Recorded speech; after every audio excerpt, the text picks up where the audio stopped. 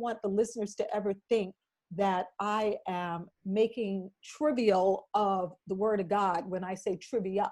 So I wanted to be very clear that Bible trivia was meant to help people. And it was also birthed out of my own personal experience with going to Bible study at my church. I would go, I was all excited about learning. I was always teacher's pet, you know, the one that's always raising my hand going, ooh, ooh, ooh, I know.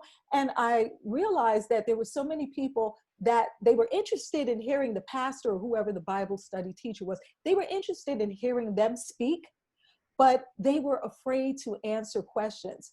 And it was mostly because they were worried that one of their church peers may realize or think, oh, they don't really know.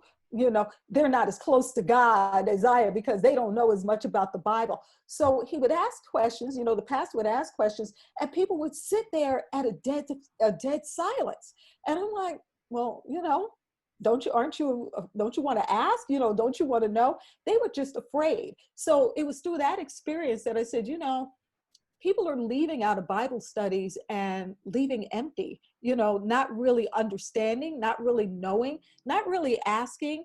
And at times they're depending on people just because they are clergy persons to have all the answers. I think that is very important, that an important part of being involved with a relationship with Christ is knowing the word for yourself.